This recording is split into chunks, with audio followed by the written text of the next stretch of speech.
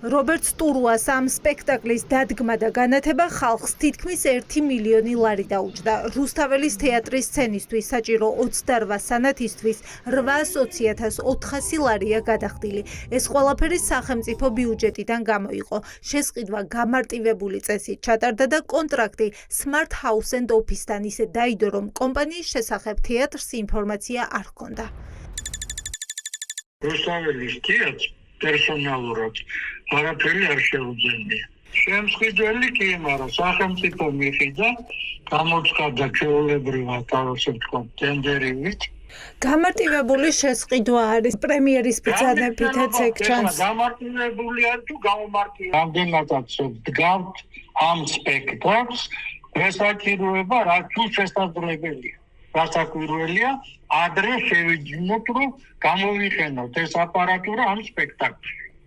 იმიტომ ეს სპექტაკლი იყო ძირითადი, დიდი ხანი ვუშაობდით ჩვენ ამის პრემიერაზე და ეს იყო მოთხოვნა.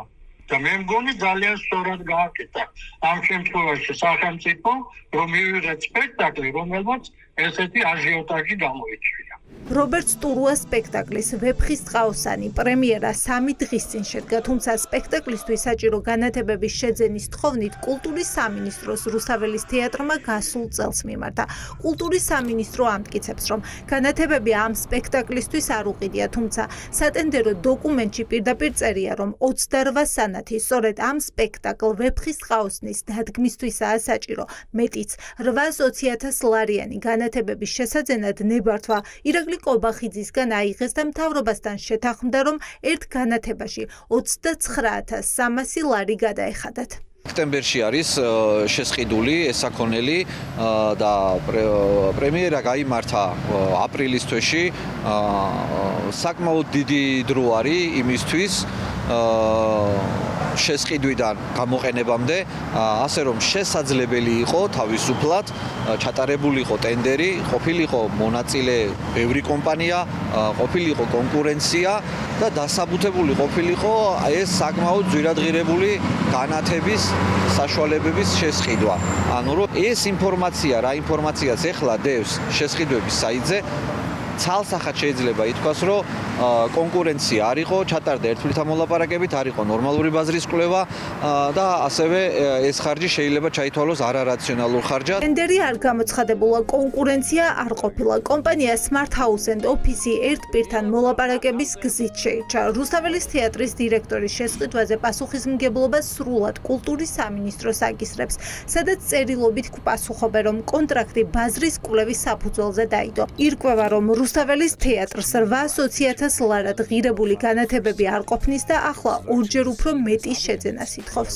დაახლოებით 4-5 წელია აპარატურაზე არა მარტო განათების, არამედ გახმოვანებისაც. და რახან ჩვენ დგავდით ამ სპექტაკლს, რომლისთვისაც აუცილებელი იყო ეს აპარატურა, რაც მხოლოდ ამ სპექტაკლისთვის არ არის. არამედ მთელი დანარჩენი სპექტაკლებისთვისაც არის. ეს არის მეოთხედი იმისა, რაც სცენაზე კიდია. კიდევ გაქვთ მოთხოვნა დაფიქსირებული, რომ სჭირდება რობერტ სტურუას სპექტაკლს „ვეფხის ტყაოსანი“ დიდი აჟიოტაჟი მოჰყვა. სოციალურ ქსელში ეს საკითხი განხილვის საგნად იქცა. ხელოვანების შერჩევით მიდგომაზე საუბრობენ, აინტერესებთ რა რეაქცია ექნებათ ქართული ოცნების ლიდერებს ასეთი სცენები შოთა რუსთაველის ნაწარმოების დადგმაზე მაყურებლისთვის, მათ მიმართ კრიტიკულ რეჟისორს რომ შეეთავაზებინა. შეუძლია თქვა დათათავაძე მიწაში ჩადონ რაღაც სცენის გამო, მაგრამ ამავე დროს რობერტ სტურუაზე ხმა არ ამოიღონ და მეტიც ტაში დაუკრას კულტურის მინისტრმა თუ სხვა ოცნების წარმომადგენლებმა და ეს ორმხრივობა, ეს ორმაგი სტანდარტები არის ამავე დროს ხელოვნების ნიმუშის აღქმასთან დაკავშირებით.